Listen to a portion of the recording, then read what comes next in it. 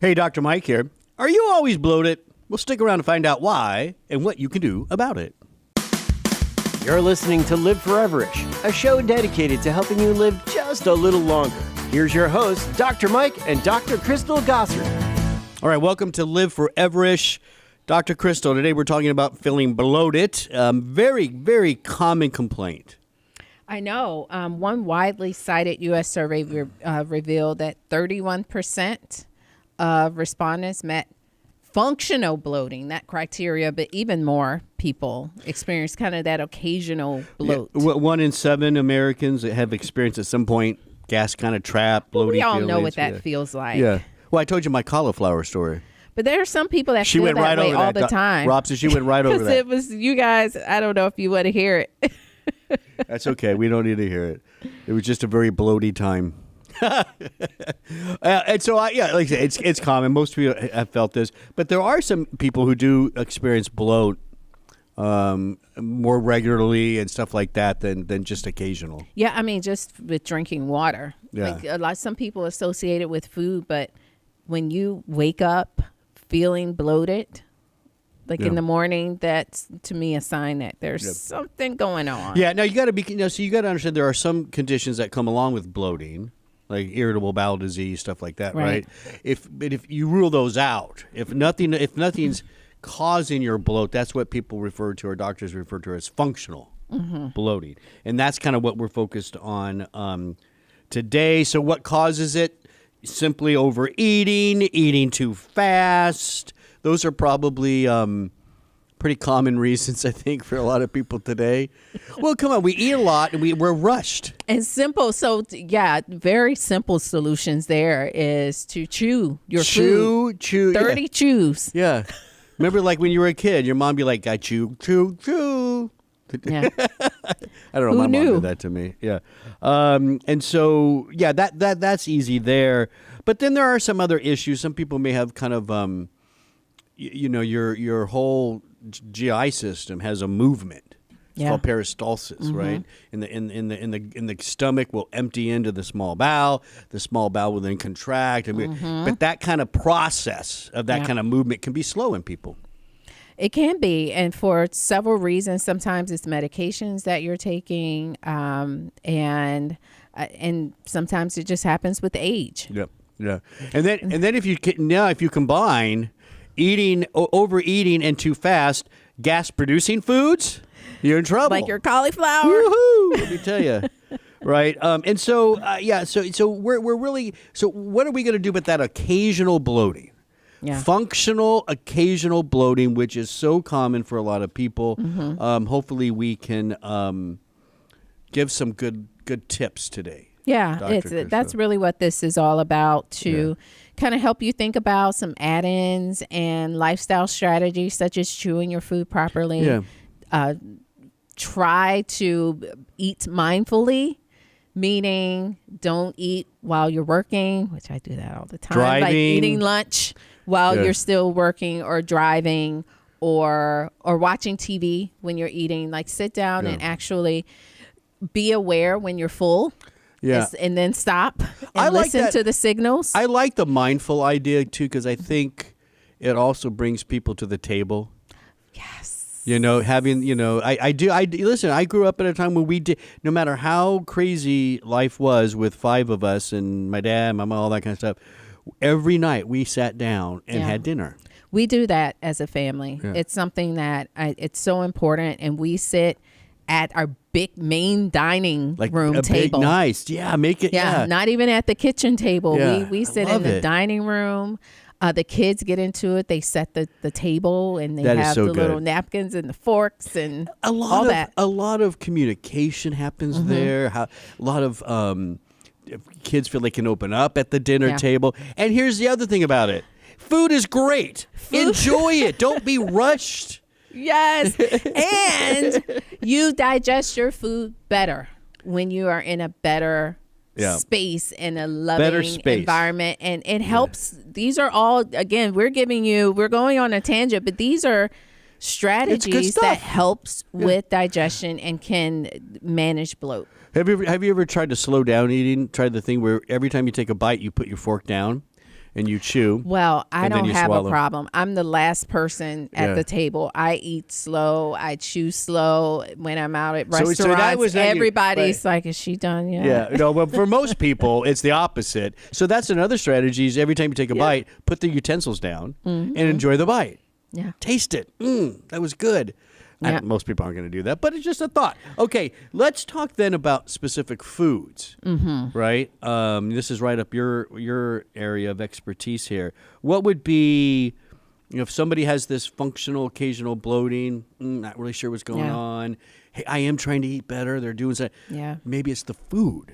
Yeah, you have to kind of identify if you can associate your bloat with something specific, which that takes time. Yeah.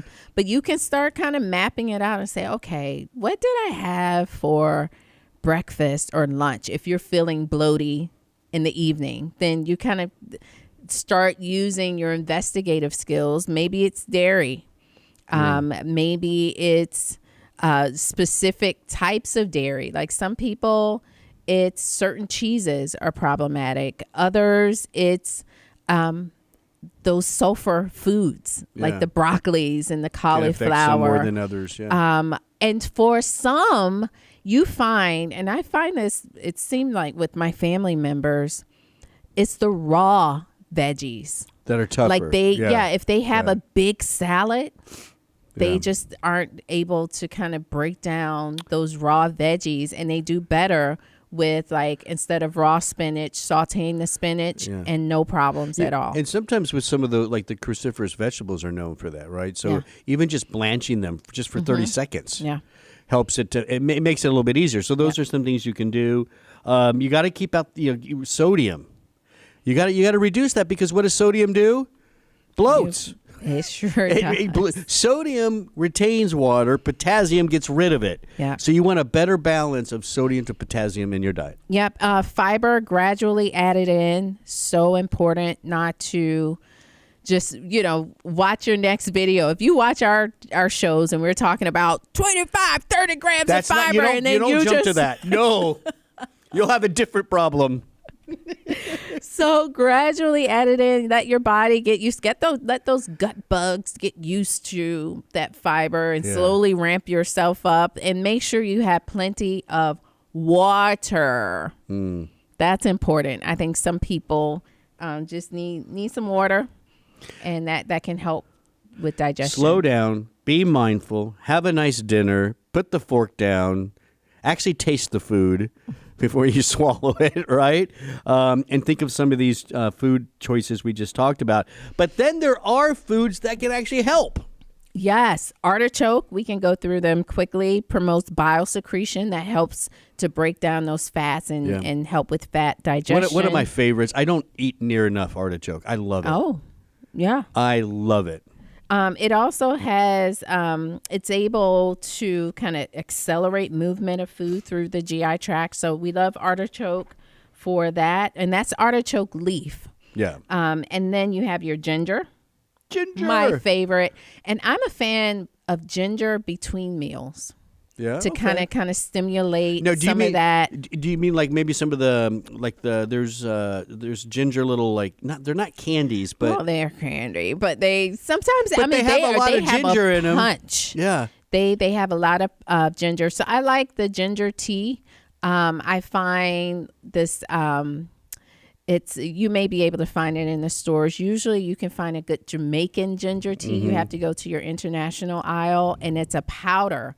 And it's just like the pure ground ginger. It doesn't have any other ingredients, and really good. I suggest, if you're cooking at home, soups, sauces, even though you would never think of adding ginger into it, it's great. It's almost like adding lemon zest. It just brightens the food up, but there's so much benefit for it. So have some ginger on the side, even just at home when you're cooking. Yeah, and I think the key, and just going back to between your meals, because there is this process, the migrating motor complex between your meals is kind of clearing things out and pushing any kind of remaining food through the digestive tract so that you're prepared for the next meal. I want to be prepared.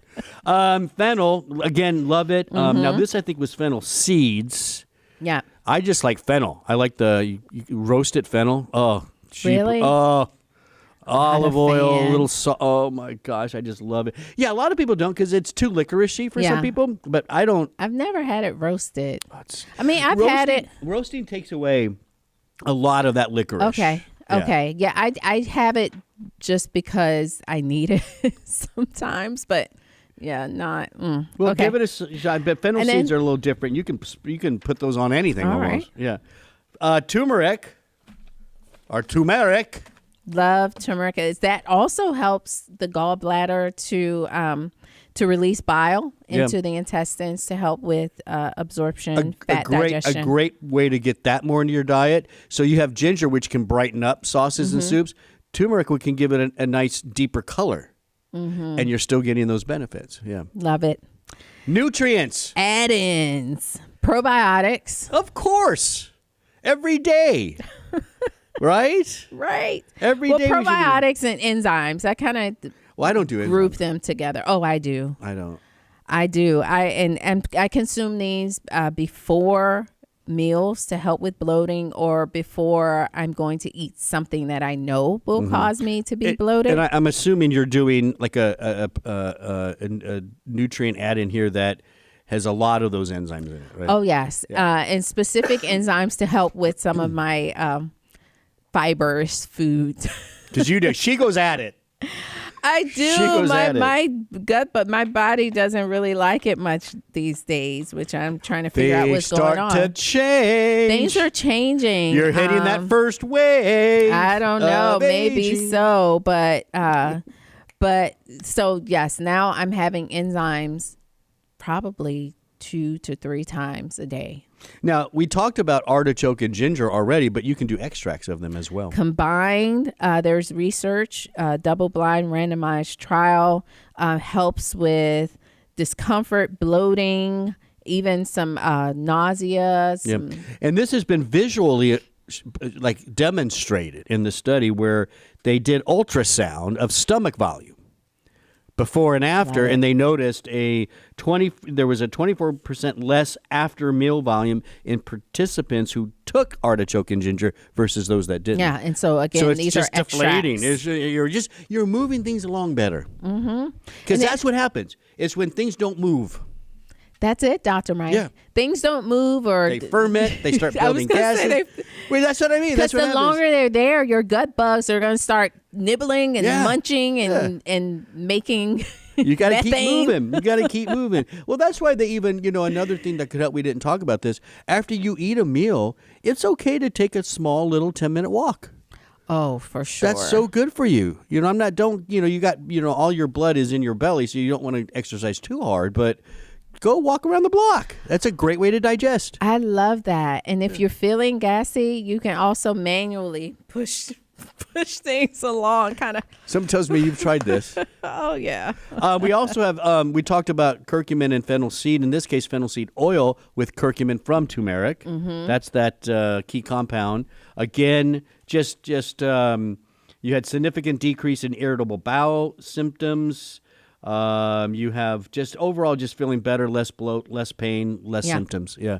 Fantastic. Hopefully this kind of stuff helps. But, I think it's occasional functional bloating is one of those. It's going to take multiple little things to play around with, right? You got to figure that out. That little lifestyle, little food, little nutrient, play around. And you have to be an investigator. Yeah. That's really what it is. Yeah, for sure. All right, there you go. You can go to liveforeverish.com. And when you're at liveforeverish.com, what can you do, Dr. Crystal? Like, share, comment, subscribe. Better off. Give us a review. And talk to us. Please give us some comments, ask questions, give us your take. Yeah, and we'll share your take on the show. Our sponsor, Life Extension, over at lifeextension.com, wants to say thank you. If you use the discount code podcast, you'll get 10% off $50 or more. Plus free shipping and handling at lifeextension.com. I'm Dr. Mike. That's Dr. Crystal. Thanks for listening.